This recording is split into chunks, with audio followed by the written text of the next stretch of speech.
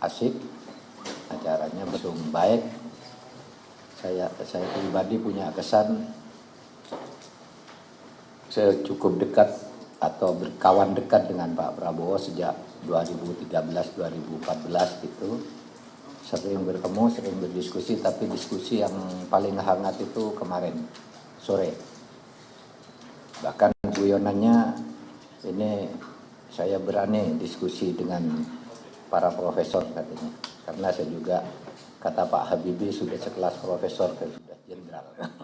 Itu guyonannya. Artinya itu pengantar bahwa pertemuan itu sangat cair dan diskusinya berjalan sangat lancar. Nah, kami menyampaikan laporan tentang hasil kerja kami selama 3 bulan itu tertuang di dalam 10 dokumen yang kalau di tebalnya segini kira-kira 3.000 halaman ya kerja 3 bulan itu, sehingga apapun yang terpikir oleh masyarakat tentang pujian atau cercaan kepada Polri dan bagaimana kita melanjutkannya agar Polri itu kembali ke rel reformasi yang diinginkan tahun 9 ya kira-kira tahun 2000 lah dan seterusnya, itu agar kembali kita sudah tulis semua. Sama sekali tidak ada benturan problem dengan Polri karena semuanya lahir ini berdasar diskusi mendalam. Lalu ini kan proses mengambil keputusan. Proses mengambil keputusan itu biasanya satu diterima aklamasi karena pengertian yang sama. Lalu yang kedua dominasi kalau ada satu kekuatan yang paling menguasai forum itu, lalu kompromi dengan mencari jalan keluar bersama. Dan ini merupakan hasil jalan keluar bersama. Tidak ada yang mendominasi. Pun tim Polri itu ada 5, kemudian sipilnya hanya saya dan Pak Jimli yang bukan aktif di pemerintahan, tapi semua berjalan baik dengan kompromi dalam arti musyawarah, deliberatif gitu, yang berjalan. Dan hasilnya sekarang ini sebagian sudah disampaikan kemarin oleh Pak Jimli, Pak Yusril dan saya. Itu baru garis-garis besarnya yang pokok-pokok, sehingga banyak sekali pertanyaan dari masyarakat yang rasanya perlu kami jawab hari ini. Karena yang kami sampaikan kemarin itu kan cuma 6 butir masalah. Sementara masalah muncul di masyarakat sudah kami buat, sudah kami susun dengan arah penyelesaiannya sampai tahun 2029. Nah, itulah yang akan kami sampaikan kepada saudara sekalian, dan saudara boleh bertanya apa saja dalam 1 jam ke depan, paling lama 1 jam. Untuk itu akan didahului oleh penjelasan oleh Sekretaris KPRP Bapak Jenderal Ahmad Dhohiri. Silakan Bapak. Terima kasih Prof. Mahfud. Assalamualaikum warahmatullahi wabarakatuh. Yang saya hormati Pak Mahfud dan rekan-rekan media sekalian. Tadi sudah disampaikan oleh Prof. Mahfud berkaitan dengan mekanisme yang ada di Komisi Percepatan Reformasi Polri, diskusi, pengambilan keputusan dan lain-lain. Dan hari ini memang sengaja kita mewadahi apa yang permintaan dari rekan-rekan media. Kalau kemarin memang di sana terbatas, apalagi menjelang maghrib. Dan mengapa perlu saya sampaikan supaya tidak ada distorsi, kemudian juga tidak informasinya tidak utuh. Karena belum apa-apa saya sudah mendapatkan tuh ada di potongan, ada menurut Dhohiri kuota khusus berbayar. Loh, saya bilang kuota khusus berbayar kan nggak ada, memang kayak pulsa gitu kan. Jadi hal yang kemarin itu sebenarnya aspirasi masyarakat itu ada yang menyampaikan kenapa rekrutmen masuk polisi pada ada yang membayar dan lain-lain, ada transaksional di situ. Itu betul, sampaikan masyarakat ada seperti itu. Makanya salah satunya adalah kalau kemarin kan ada bicara terkait kuota khusus, makanya kuota khusus sekarang Kapolri sendiri yang menyampaikan, termasuk ASSDM. Tidak ada istilah jalur kuota khusus. Tapi bukan berarti kuota khusus berbayar begitu ya. Nah, yang hal-hal yang seperti ini kadang-kadang ini kan orang jadi apa, kok implikasinya jadi kemana-mana gitu. Nah, oleh karena itu saya perlu menjelaskan secara utuh. Begini rekan-rekan sekalian, jadi Komisi Reformasi Percepatan Reformasi Polri itu sudah melakukan kegiatannya hampir 2 bulan ya, dan ini sesuai dengan arahan dari Bapak Presiden waktu kami dikumpulkan. Jadi perintahnya sangat jelas sekali, jaring masukan dari masyarakat seluas-luasnya. Dan Pak Presiden menyampaikan yang diinginkan itu memang semua lembaga perlu untuk direformasi. Mengapa dimulai dari Polri? Yang paling disorot itu adalah aparat penegak hukum. Dan Polri merupakan garda terdepan dari aparat penegak hukum itu. Oleh karena itu Presiden menyampaikan, oke, kita mulai dari Polri. Dan beliau sangat rigid sekali menyampaikan ya, bagaimana terkait dengan visi beliau terkait dengan ketahanan pangan, ketahanan energi, ketahanan air, masalah yang menggerak ini terkait dengan masalah korupsi, kekayaan negara yang kemudian keluar dan lain sebagainya. Nah, karena ini pentingnya mengapa kemudian Polri selaku aparat penegak hukum ya, karena ada sangkut paut dengan itu. Yang kedua terkait dengan masalah menjaga stabilitas. Nah, perlu aparat penegak hukum, aparat keamanan yang bekerja dengan penuh integritas dan idealisme tinggi. Kira harapan beliau seperti itu. Makanya Polri kemudian diawali di organisasi Polri ini dilakukan reformasi tadi. Oke. Kami bekerja dengan tenggat waktu beliau berikan itu 3 bulan. Oleh karena itu kami waktu itu rapat dipimpin oleh ketua komisi bagaimana mekanisme kerjanya. Jadi praktis 2 bulan pertama kita tuh menyerap aspirasi. Aspirasi yang kita serap yaitu semua lapisan masyarakat. Ada kurang lebih 154 entitas atau kelompok yang kemudian kita undang. Ya, baik yang ada di tingkat pusat, kita undang waktu itu di Jakarta. Nah, tapi ada yang menyampaikan, Pak, jangan sampai nanti yang diundang itu, yang dimintai saran masukan hanya elitis. Di wilayah juga perlu. Oke, itu hasil masukan dari serap aspirasi. Sehingga Ketua Komisi memutuskan kita serap juga nanti yang dari wilayah. Tapi kan karena keterbatasan waktu kita bagi per pulau-pulau besar. Jadi ada di Sumatera, Kalimantan, Jawa, kemudian Bali, Sulawesi. Ya. Nah, jadi semua itu harus ada kurang lebih 154 entitas. Nah, ini yang kemudian ini kita serap, kita jaring semuanya ya. Dan kita betul-betul, jadi kalau rekan-rekan baca di sini ya, ini verbatimnya ada. Tidak ada yang ditambahi dan tidak ada yang dikurangi. Apa yang dihasilkan dari rapat-rapat komisi kemudian mengajukan rekomendasi, itu semua adalah masukan dari serap aspirasi. Tidak cukup dengan kita mengundang dan mendatangi LSM, toko dan lain sebagainya. Kami juga secara terbuka menyampaikan melalui membuka hotline, baik WA maupun email, dan ribuan yang masuk. Ini pun kita kemudian menjadi bahan kajian dan masukan. Nah, kemudian dari serap aspirasi ini kan banyak sekali nih. Nah, menyoroti masalah tadi. Bagaimana Pak masuk polisi kok ada bayar? Di penegakan hukum kok susah sekali.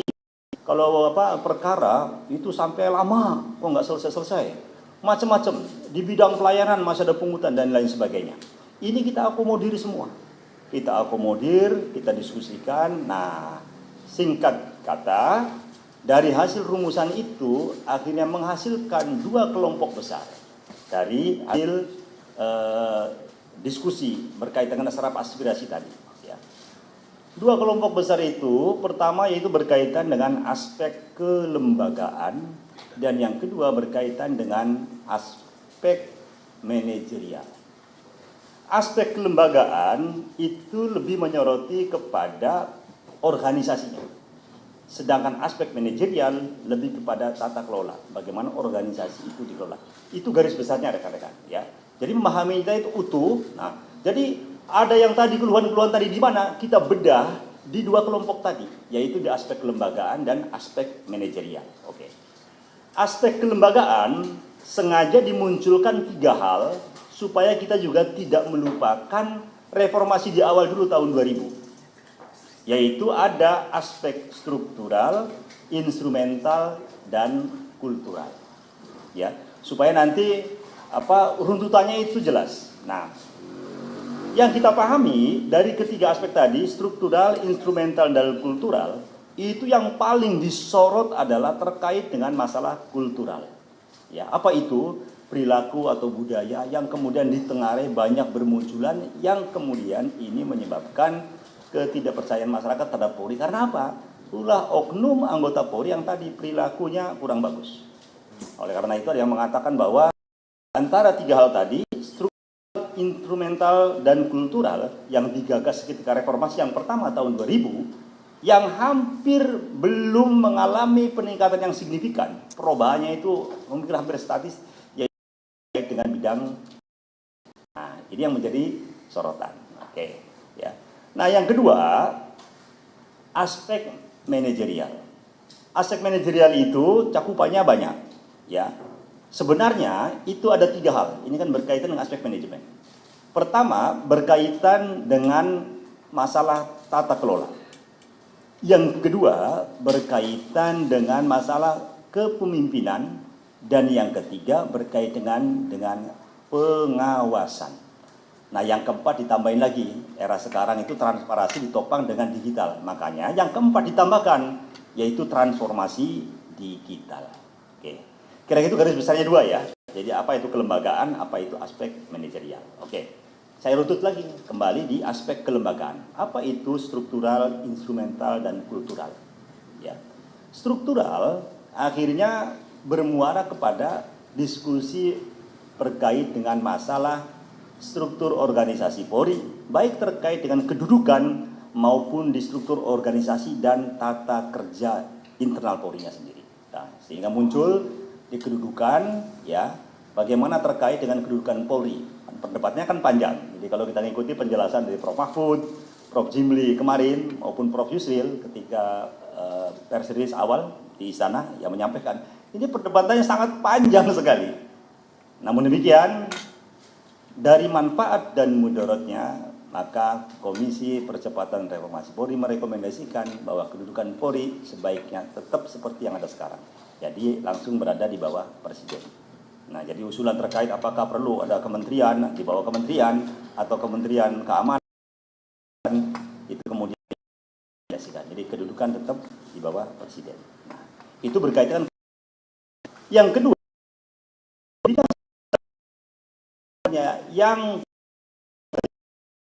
ya masukan dari PP Polri Jawa itu adalah berkaitan dengan struktur organisasi dan STK Polri, yaitu terkait dengan reformasi awal dulu. Sebenarnya itu ada istilahnya, ya, Mabes kecil, Polda cukup, Polres besar, dan Polsek kuat.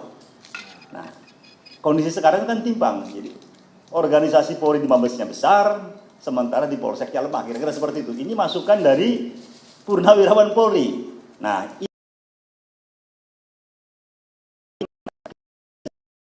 supaya struktur Mabes itu menjadi ramping, di Polsek itu kemudian menjadi kuat terkait terutama bidang pelayanannya. Nah, kira-kira seperti itu ya.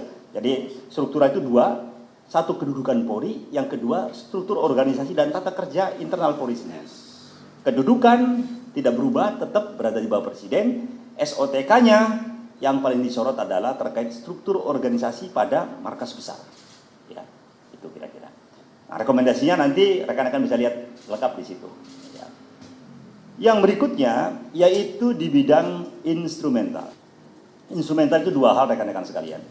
Ya, pertama terkait dengan bicara suprastruktur, yaitu regulasi, aturan, ya, sehingga muncul apa itu, perlu ada perubahan undang-undang, perlu ada perubahan misalnya PP, perlu ada perubahan terkait dengan Perkap, Perpol, dan lain-lain. Ya, nah itu.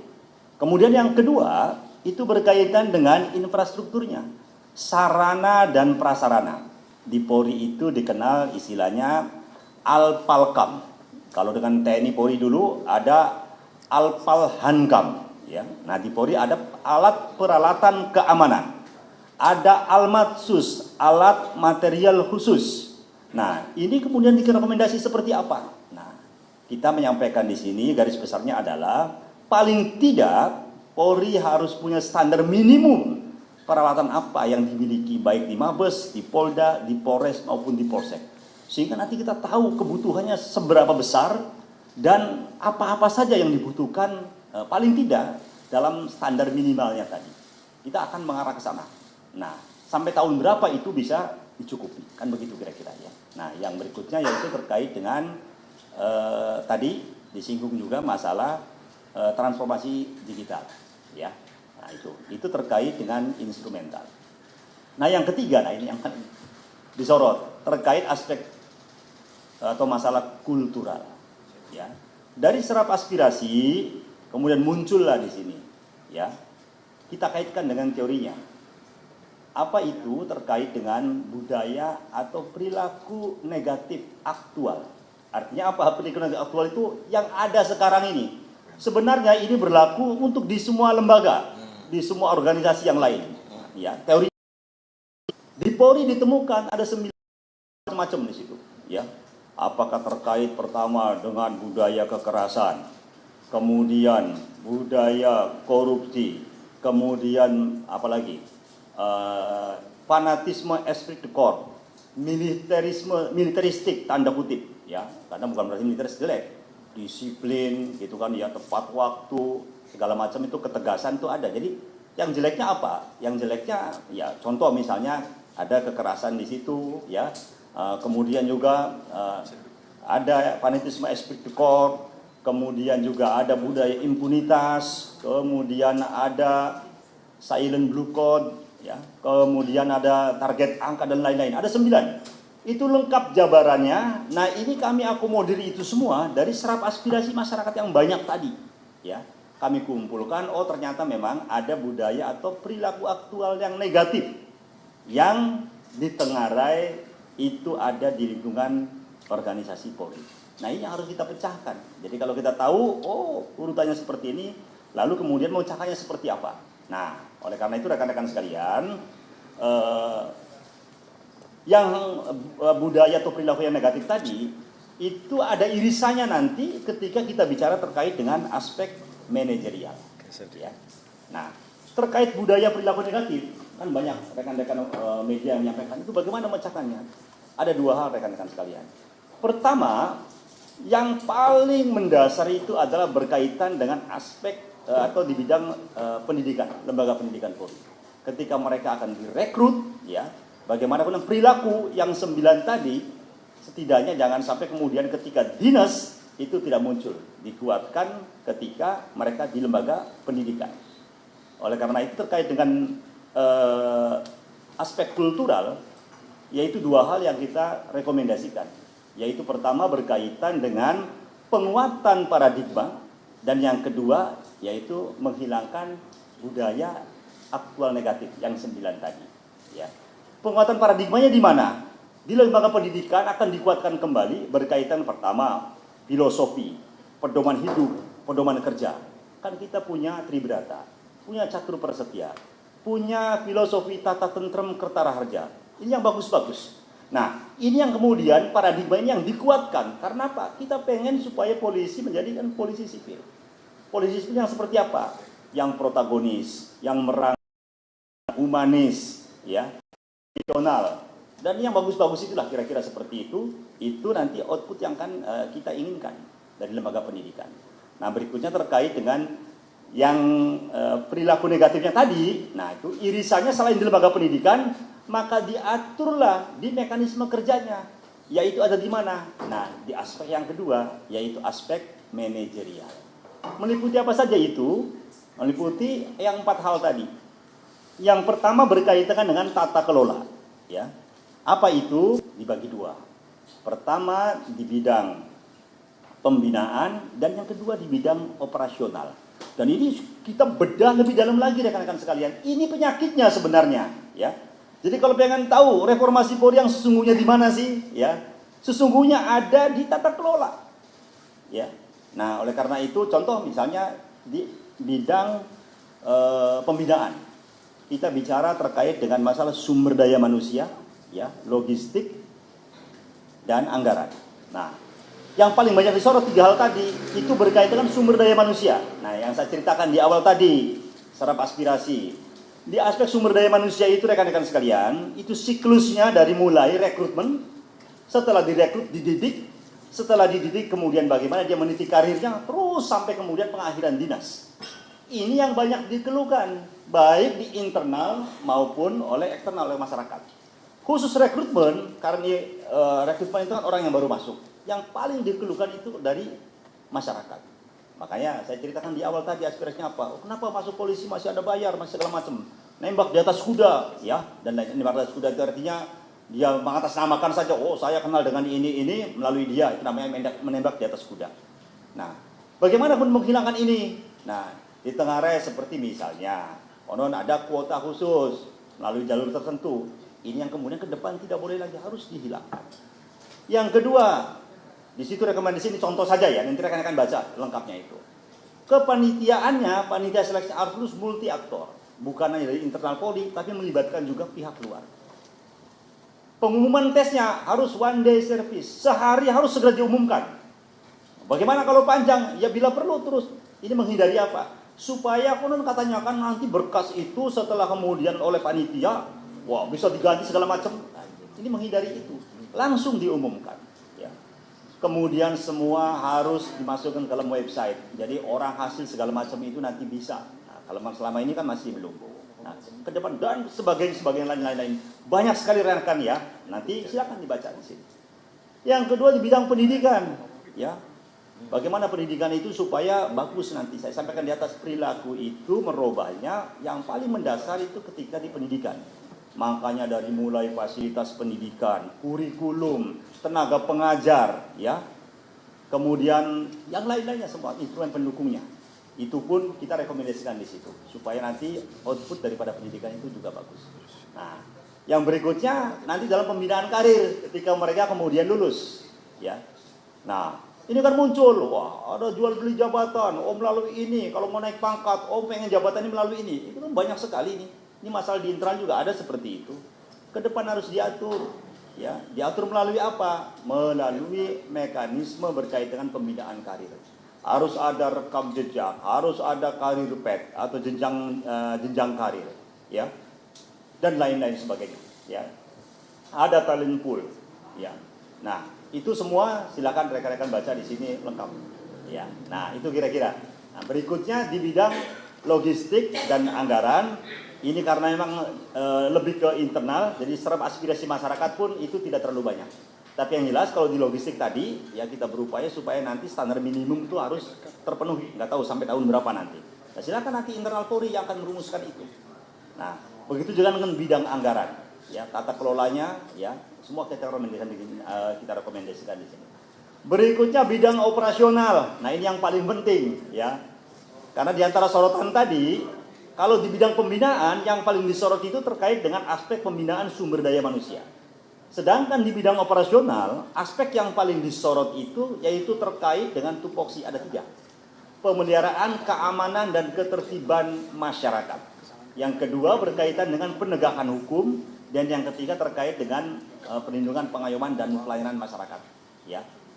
Di bidang Harkamtibmas, contoh ya bagaimana penggelaran kekuatan di lapangan. Ya, patroli kita bagaimana, ya, pengaturan lalu lintas jalan seperti apa, termasuk bagaimana kita menangani penanganan unjuk rasa, ya. Nah, ke depan diatur di sini harus mengedepankan deeskalasi, ya. Kemudian harus menggunakan standar peralatan yang lebih humanis.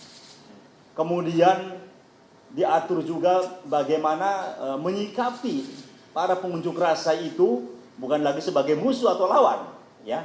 Nah, ada rekomendasi lengkap di sini. Bagaimana terkait dengan bidang Harkamtibmas.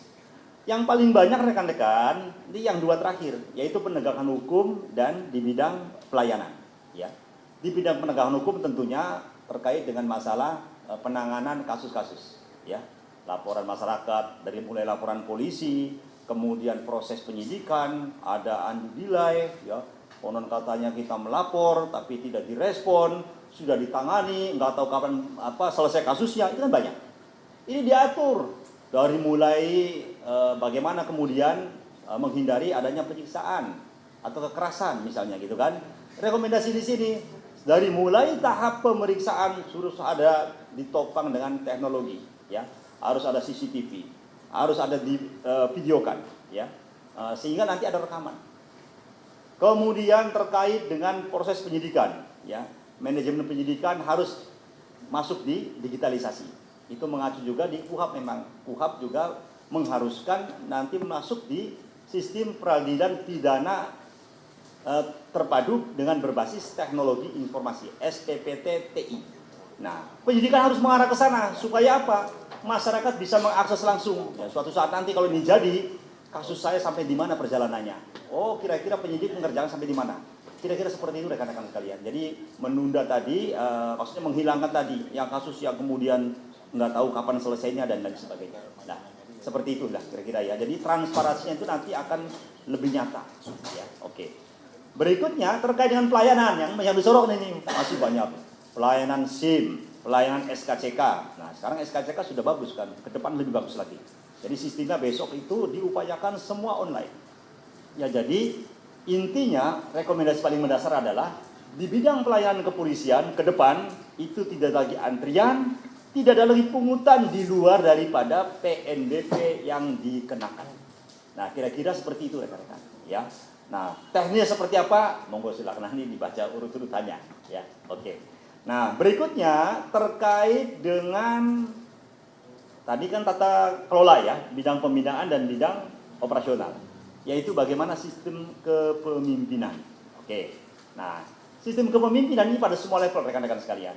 Bagaimana ke depan, misalnya orang mau menjadi Kapolsek, menjadi Kapolres, menjadi Kapolda, sampai menjadi Kapolri.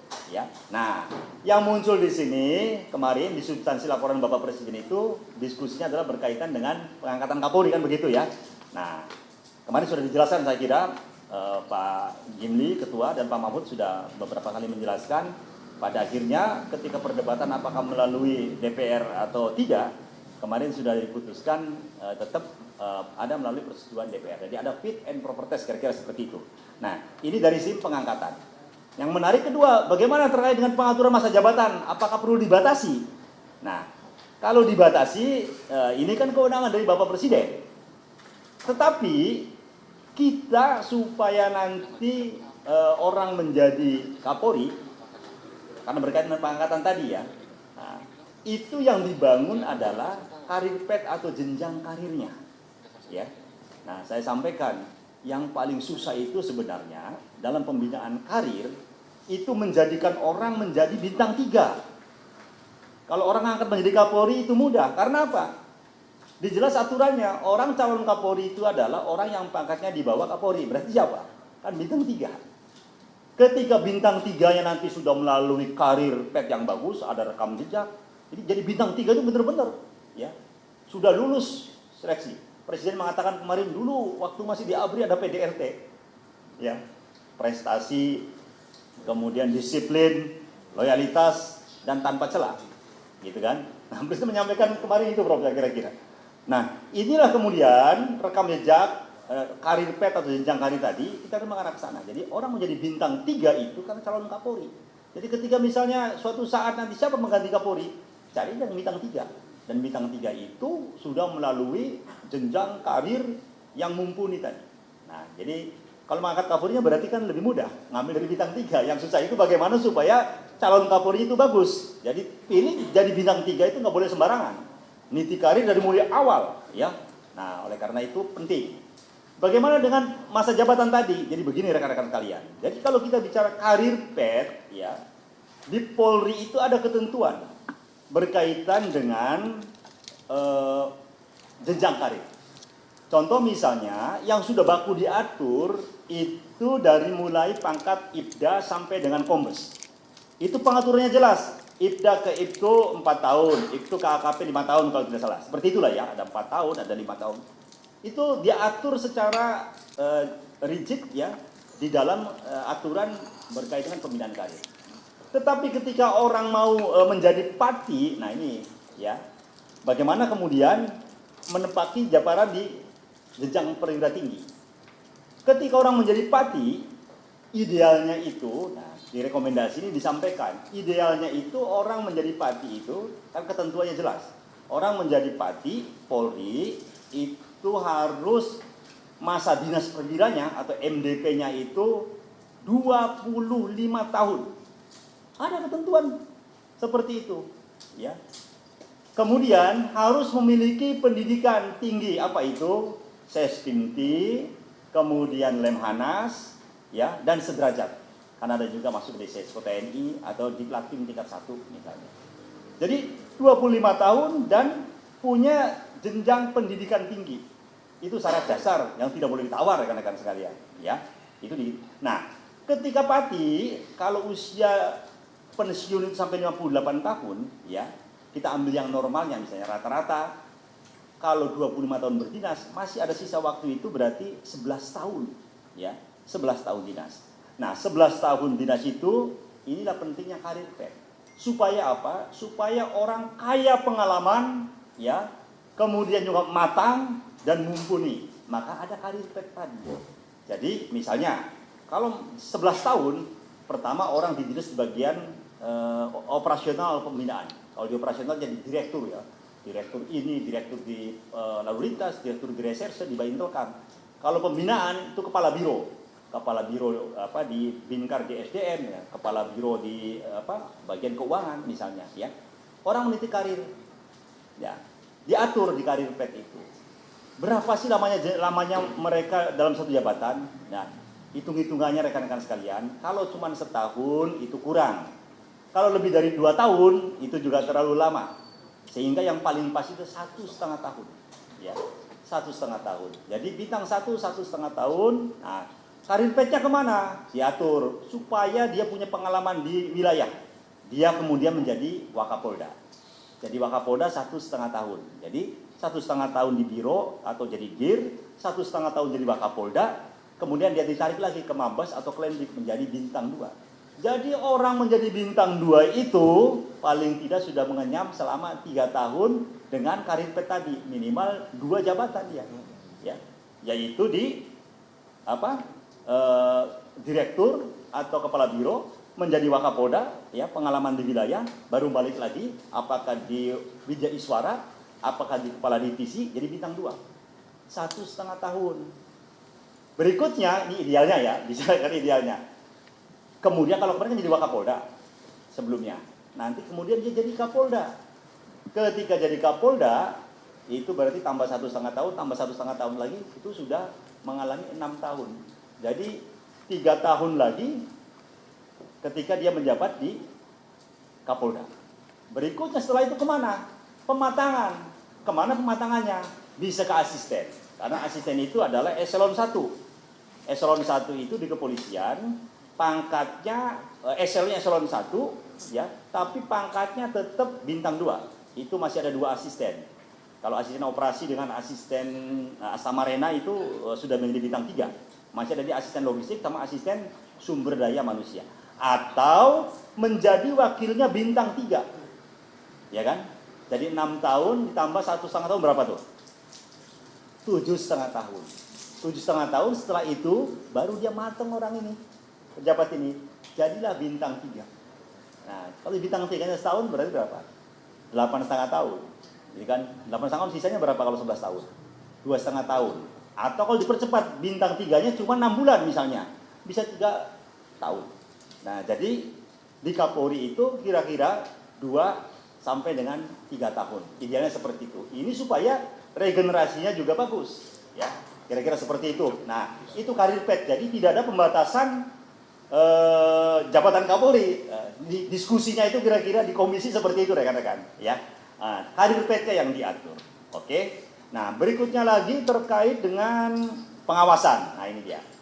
Di bidang pengawasan itu yang disoroti dalam diskusi komisi itu ada 2 hal. Di internal ada juga pengawas internal di kepolisian. Lengkap, ada 3. Pertama, Inspektorat Pengawasan Umum Polri, Irwasum Polri.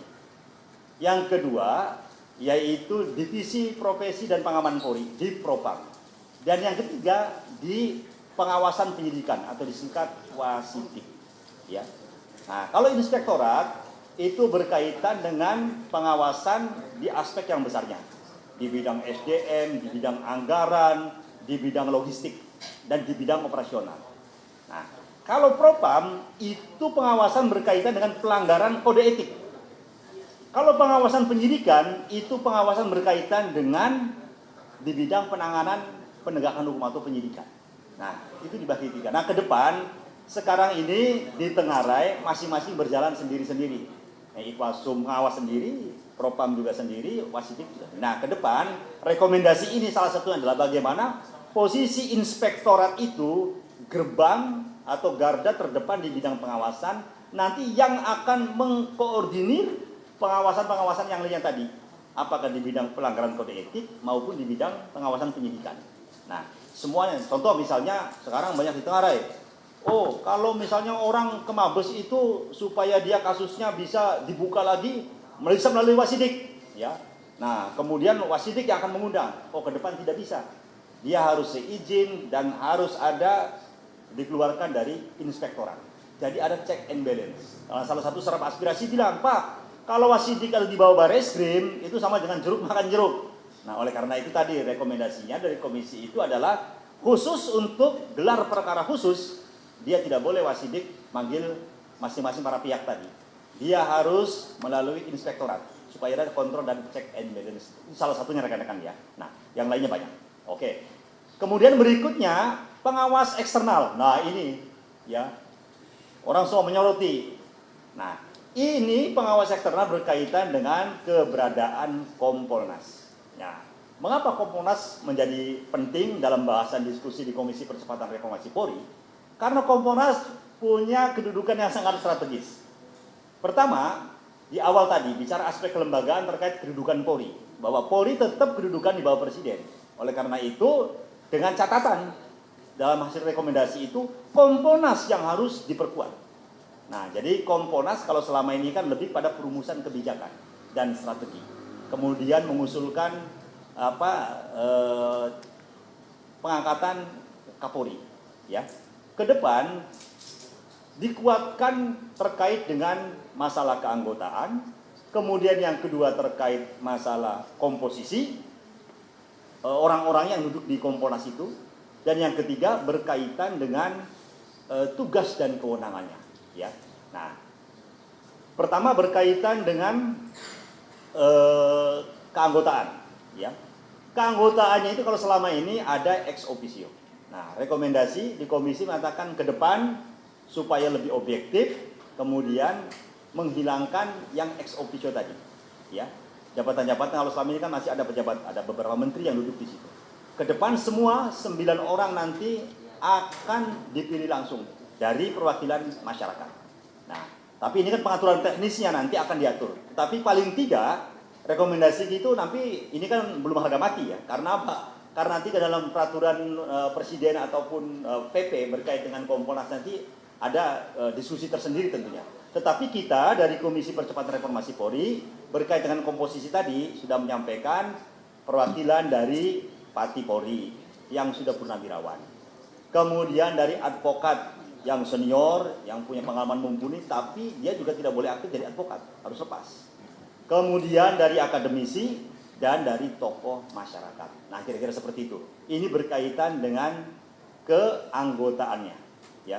Kemudian yang kedua berkaitan dengan tugas dan kewenangannya. Nah, ini kalau selama ini kan Kompolnas, kemudian ada yang bilang Kompolnas jadi juru bicara polisi, kemudian jeruk makan jeruk, itu banyak sekali aspirasi yang muncul seperti itu. Ke depan tidak. Karena apa? Kewenangannya yang diperluas, ya. Jadi kewenangan yang diperluas di mana? Yaitu pertama, dia bisa melakukan pengawasan langsung berkaitan dengan bidang pembinaan tadi. Apakah itu SDM, logistik maupun anggaran, kemudian berkaitan dengan bidang operasional. Yang kedua, nah ini yang paling penting, dia bisa melakukan investigasi berkaitan dengan pelanggaran kode etik Polri. Nah, tetapi yang menyidangkan tetap nanti dari tim kode etik Polri yang sudah ada, ya. Tetapi apabila dipandang perlu, kalau seandainya Kompolnas menganggap kasus itu besar, ya, mendapat perhatian masyarakat, Dan untuk meyakinkan keputusan kode etik nanti, komisioner atau anggota Kompolnas bisa duduk sebagai bagian daripada hakim di komisi kode etik Polri dalam persidangannya itu. Nah, kira-kira seperti itu garis besar. Jadi dan rekomendasi dari Kompolnas itu dia punya kekuatan eksekutorial. Jadi artinya ketika merekomendasikan harus dilaksanakan. Nah, seperti itulah kira-kira ya. Nah, jadi bukan sekedar rekomendasi. Nah, itu 3 hal tadi ya, berkait dengan tata kelola, kepemimpinan, kemudian berkaitan dengan pengawasan, dan yang terakhir ini sebenarnya ditambahkan ya, yaitu berkait dengan transformasi digital. Karena apa? Kita ingin Polri ke depan harus transparan. Transparan itu data, mekanisme juga harus transparan. Dan sekarang untuk menuju transparansi semua prosesnya mudah kok melalui digitalisasi. Makanya transformasi digital menjadi penting. Dan Polri sebenarnya sudah melakukan ya. Ini kita di Komisi Percepatan Reformasi Polri itu mendorong saja, menguatkan, kasih target sampai kapan kira-kira itu bisa terwujud. Kan begitu kira-kira, nanti akan kita dorong seperti ke sana ya. Itu kira-kira garis besarnya rekan-rekan sekalian. Jadi melihat reformasi Polri itu harus utuh. Jangan bicara masalah tahunya itu kan masalah kedudukan, Polri diadu di mana, enggak. Yang paling besar lagi itu adalah di internal, berkaitan dengan tata kelola yang kita jelaskan tadi ya. Oke. Itu barangkali sekelumit yang bisa saya sampaikan secara detail. Nanti silakan kalau ada pertanyaan dari rekan-rekan sekalian. Oke, terima kasih Pak Jenderal Ahmad Dhofiri sudah menjelaskan selama 45 menit tapi mencakup kira-kira 3.000 halaman yang ada. Dia udah bagus. Nah, saudara yang belum jelas detail itu sesuai dengan kami kemarin dengan Presiden, ini bisa diakses naskah ini oleh publik. Saudara nanti akan diberi websitenya Setcap ya, websitenya Setnek itu sudah langsung itu menyiarkan lengkap. Karena tadi banyak wartawan yang kirim WA ke saya, Pak, kami minta filenya langsung aja. Itu Setnek sudah memasang ini semua. Jadi yang disampaikan Pak Dhofiri tadi sudah ada di situ semua rincian-rinciannya secara lebih detail sampai pada tingkat terkecil itu sudah ada. Baiklah saudara, saya kira sudah jelas. Tetapi kalau ada yang mau tanya, kita berhenti sampai jam 12. Saya tahu saudara wartawan itu biasanya buru-buru dengan berita. Silakan yang mau tanya. Dari Tempo. Oh ya. Ya, tes. Oke, selamat pagi Pak Dhofiri, Pak Mahfud MD. Saya Max dari Simpo TV. Mungkin ada 2 pertanyaan, Pak. Pertama adalah mengenai kemarin kan Presiden Prabowo meniadakan rencana pembentukan Kementerian Keamanan yang kepolisian berada di dalamnya. Kalau boleh tahu Pak, mungkin kemarin belum rinci dan juga belum detail. Kalau boleh tahu bagaimana atensi Presiden mengenai wacana ini yang akhirnya tidak disetujui akhirnya. Apakah memang kemarin juga Pak Mahfud bilang ketika perdebatan kemarin di istana ada perdebatan tesa dilawan dengan antitesa begitu dengan menghasilkan suatu hasil begitu. Kalau dari atensi Presiden seperti apa Pak mengenai tidak jadinya pembentukan Kementerian Keamanan ini? Ini pertama. Kemudian juga kedua Pak, soal pembatasan rangkap jabatan di Polri itu secara detail mungkin boleh digambarkan mungkin dari Pak Dhofiri atau Pak Mahfud, karena memang koreksi kalau saya salah, ini memang tadi masuk ke dalam struktural atau tata kelola begitu. Mungkin bagaimana tindak lanjut mengenai peraturan dari regulasi yang nantinya akan dilakukan Pak. Terima kasih. Ya, baik, saya jawab dulu biar pertama soal apakah Polri itu bisa diletakkan sebagai counterpart atau di bawah kementerian bahkan, itu memang kami dari Komisi Reformasi itu tidak mengusulkan. Artinya Komisi Reformasi berdebat lama, masyarakat juga menyampaikan masukan, lalu didiskusikan. Pada kesimpulannya kita tidak memasukkan itu sebagai usul karena kita menganggap Polri langsung ke Presiden itu secara politis, satu itu produk reformasi dulu yang didiskusikan biar kita tidak bolak-balik lagi.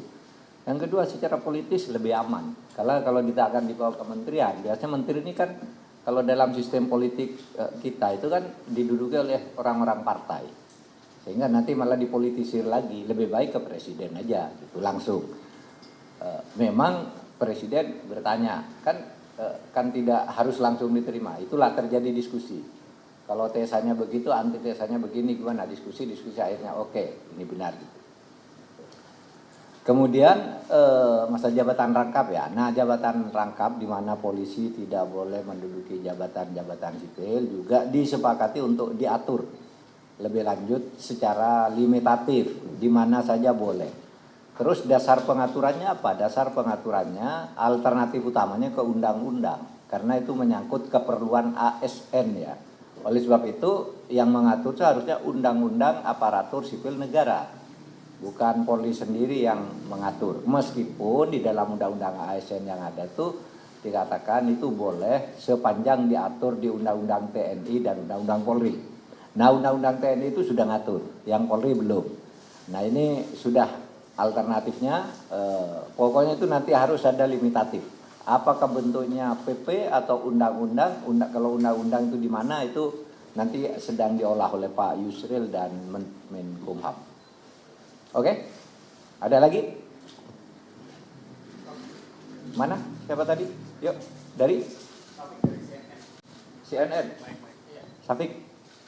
Kan ini kan hasilnya sudah jadi gitu kan, hasil apa dari Komite Reformasi. Nah, selanjutnya akan seperti apa gitu, Prof? Apakah timnya akan hanya berhenti di sini atau juga berfungsi untuk memastikan tadi yang apa saran-saran atau evaluasi yang harus dilakukan Polri ini sampai berjalan dulu baru dibubarkan atau seperti apa kayak gitu? Tanggung jawabnya seperti apa? Begini, kalau komisi ini kan sifatnya ad hoc ya. Ad hoc itu artinya mengerjakan hal tertentu sampai waktu yang ditentukan. Hal tertentunya soal reformasi Polri, waktunya kan semula ditentukan 3 bulan. Kami udah selesai, udah lapor. Pada dasarnya tidak ada kerjaan lain, apalagi sudah 3.000 halaman gitu. Udah selesai sebab itu, kemarin kita juga ya kita selesai.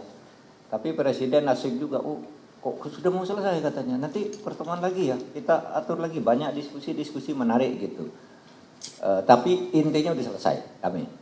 Entah nanti apa lagi kalau bertemu Presiden apalagi yang harus di follow up dari ini, apakah perlu kami atau sebagian dari kami atau apa untuk menggarap lebih lanjut dan bagaimana mengendalikannya itu mungkin pada diskusi berikutnya. Tapi kalau tugas pokoknya sebagai ad hoc itu udah selesai.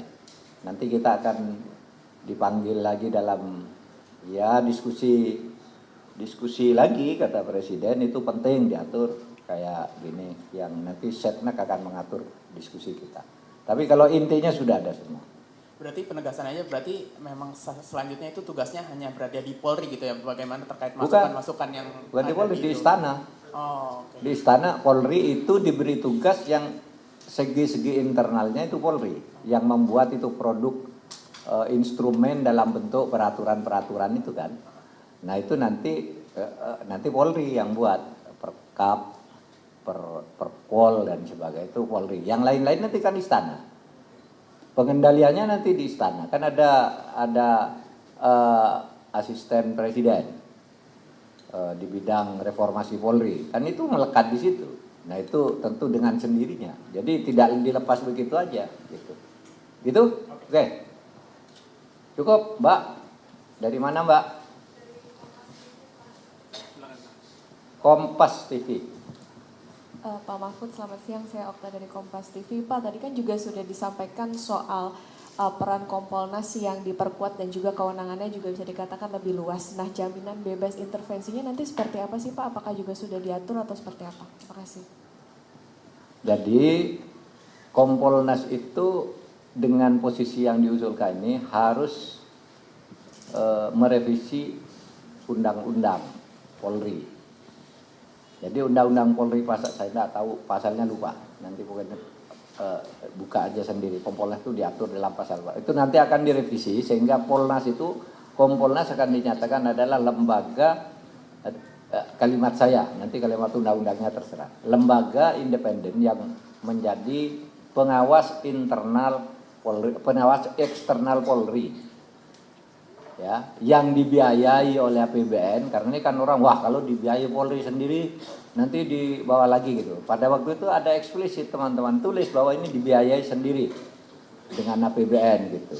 Jadi dia nanti kalau Polri sekarang tidak di bawah kementerian, ada counterpartnya dong, namanya Kompolnas.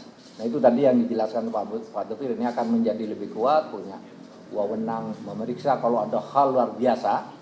Kemudian masyarakat langsung madu Kompolnas, tidak bisa hanya melalui jalur-jalur internal yang kadangkala agak lamban dan mungkin dicurigai silent blue code tadi, bisa langsung Kompolnas. Tentu koordinasi dengan Mabes, di mana keputusannya itu bersifat eksekutorial. Artinya kalau Pak Kompolnas bilang begini, Kapolri begini. Kalau terpaksa putusan sanksinya juga harus dibawakan melalui Kompolnas, itu juga diatur mekanismenya gitu. Dan keputusannya menjadi lebih kuat. Gitu ya. Jadi itu nanti Kompolnas itu hanya mencabut satu pasal di undang-undang lalu diubah, bukan dicabut, direvisi bahwa sekarang kedudukannya seperti ini. Bukan hanya sekedar pembantu untuk merumuskan kebijakan. Gitu. Gitu ya. Ada lagi? Satu lagi. Selamat siang Pak, saya Arya dari Harian Kompas. Mohon memperjelas Pak terkait dengan kultural tadi. Bapak menyebut soal perilaku yang dimana ada militeristik tadi atau demilitarisasi. Namun penjelasan Pak kalau dari rekomendasi dari komisi ini seperti apa sih Pak terkait dengan militeristik atau militarisme atau demilitarisasi ini tadi? Mohon pandangannya, terima kasih. Ya, tadi juga banyak yang tanya ke saya melalui WA wartawan. Pak, apa yang dimaksud militerisme di dalam perilaku Polri, budaya gitu. Kita tidak nyebut militerisme ya, militeristik. Artinya bergaya militer. Gaya militer itu salah atau enggak? Enggak, tapi tidak cocok untuk Polri. Militer itu kan tugasnya untuk pertahanan. Pertahanan itu sifatnya komando yang ketat. Kalau ada apa-apa, perintah atasan, enggak bisa sendiri, represif. Itu karena tugasnya. Mempertahankan negara, itu bukan jelek. Nah itu tidak cocok untuk Polri yang tugasnya mengayomi, melayani, melindungi dan sebagainya itu. Jadi jangan dikesankan militeristik itu jelek, bukan. Tidak cocok aja. Seperti saya gitu. Jangan sok polisi, kan tidak boleh saya pakai baju polisi gitu, kan diketahui orang. Sama, polisi bergaya militer, tidak cocok aja. Bukan bidangnya, bukan militer itu jelek, bukan. Itu satu, karena banyak orang kok militeristik dia gitu. Ya memang militer itu coba baca aja di ilmu tentang ya harus represi, harus ketat, disiplin, taat pada perintah atasan, gitu kan? Nggak boleh diselesaikan itu atasan, sudah gitu ikuti, salah nanti atasan, kan gitu kan? Nah polisi lebih mengayomi, satu. Dan oleh sebab itu budaya kultural itu kan ada satu paradigma, yang kedua perilaku. Nah paradigmanya itu harus semboyan Pol itu apa? Satya. Nah, Tribrata dan Catur Prasetya. Nah nanti bentuk-bentuknya itu akan menjadikan civilian police, polisi sipil, bukan militer, polisi sipil.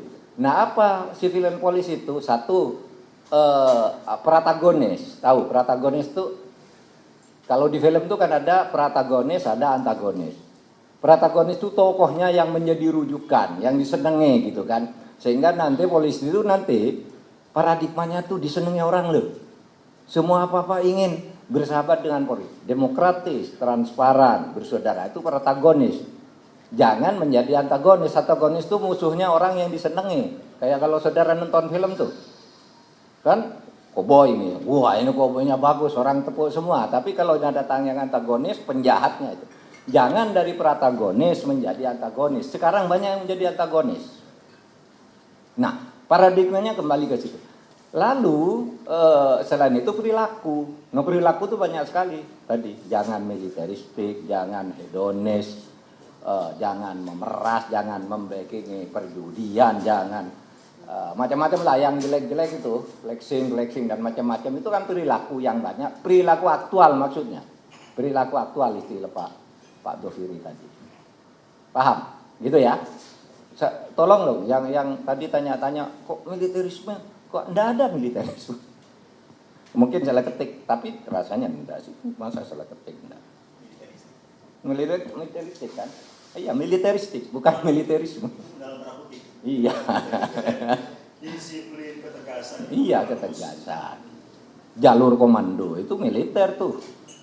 Enggak bisa dilawan karena itu menjaga negara. Kalau ini kan hati masyarakat mengayomi lah. Oke, cukup ya?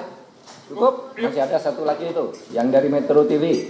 Iya Pak, izin saya Rona dari Metro TV. Pak, ini lebih ke ingin tahu sih Pak, bagaimana masukan dan juga evaluasi dari tim Komisi Reformasi Polri soal penanganan demonstrasi begitu Pak. Apalagi kan kayak yang tahun-tahun sebelumnya, terutama di tahun 2025 kemarin kan sempat jadi catatan ya Pak ya, soal Polri di tengah masyarakat. Begitu aja sih Pak, terima kasih.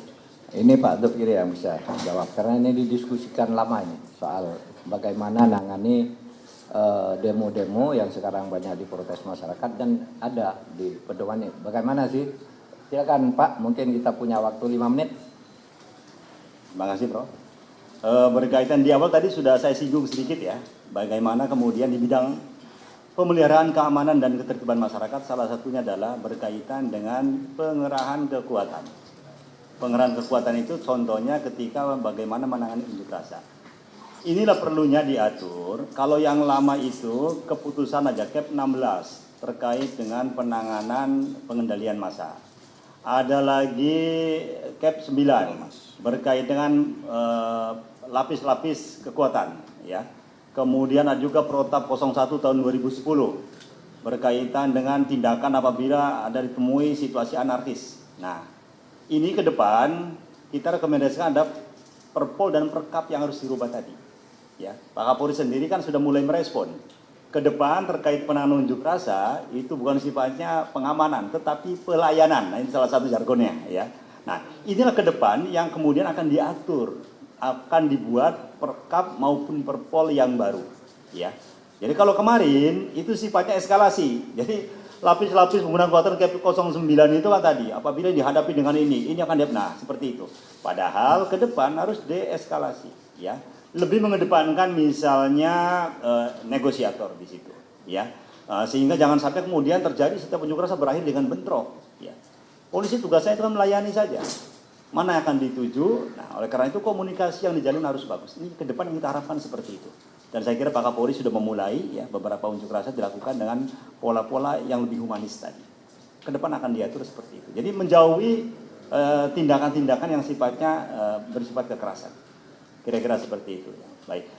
Tambahan rekan-rekan sekalian, ya. Tadi berkaitan ditanyakan bagaimana tindak lanjutnya dari rekomendasi ini. Jadi begini. Kami dengan komisi sudah juga bertemu dengan tim dari Mabes Polri ya Prof ya. Waktu itu kita sampaikan bahwa terkait dengan rekomendasi Komisi Percepatan Reformasi, nah karena beliau-beliau kan ini kan adik-adik saya juga gitu ya, yang sekarang masih dinas. Saya lebih menyampaikan jadikan momentum reformasi Polri kali ini ya adalah untuk kita menatap bagaimana organisasi Polri ini ke depan. Kalau kemarin dibilang masih ada perilaku yang negatif tadi ya. Kemudian juga semua dalam tata kelola masih ada juga hal-hal yang oleh masyarakat ditengarai juga masih untuk menatap masa depan dengan lebih baik lagi, dengan penuh optimisme. Oleh karena itu rekomendasi yang sebel ini nanti kan kita serahkan, dibaca satu persatu. Ya, guidance-nya sudah ada. Nah, oleh karena itu yang jelas nanti Kompolnas yang baru salah satunya kan tugas pengawasan. Rekomendasi dari Komisi Percepatan Reformasi ini kalau rekan-rekan baca silakan, guidance-nya itu sudah jelas. Di tata kelola bidang SDM, anggaran, logistik, pengawasan yang lain-lainnya ada. Tinggal ngikutin saja. Contoh, ketika rekrutmen, Kompolnas bisa mengawasi itu. Oh, sampai di mana sih ininya? Loh, kok pengawasnya nggak ada yang panitianya nggak ada yang dari eksternal ya? Tidak melibatkan orang luar. Kan bisa langsung ditegur. Keluarkan rekomendasi supaya kepanitiaannya dirubah. Harus ada melibatkan multi aktor atau pihak luar yang kemudian menjadi panitia misalnya seperti itu. Nah, yang kedua selain Kompolnas, kebetulan saya juga penasihat khusus Presiden bidang Kamtimas dan Reformasi Polri. Jadi otomatis dengan sendirinya kita pun saya khususnya ya nanti akan menagih ini ya, karena ini nantinya ada apakah berupa inpres maupun kepres. Ya, kemarin beliau menyampaikan ketika dilaporkan nanti akan dibuat inpres atau kepres supaya rekomendasi ini dilaksanakan atau ditindaklanjuti di internal Polri. Begitu kira-kira. Nah, oleh karena itu nanti mereka yang akan merumuskan dari Polri. Contoh misalnya terkait dengan bagaimana di pemeliharaan keamanan dan ketertiban masyarakat itu semua anggota di lapangan harus dilengkapi dengan body kamera. Gitu kan ya. Nah, tapi kan tidak bisa dalam setahun selesai. Oleh karena itu perlu ada tahapan, jangka pendek, jangka sedang, jangka panjang. Sama pengaturan-pengaturan yang lain, misalnya di bidang logistik. Bagaimana terpenuhinya standar minimum esensial, standar minimal peralatan yang digunakan oleh Polri.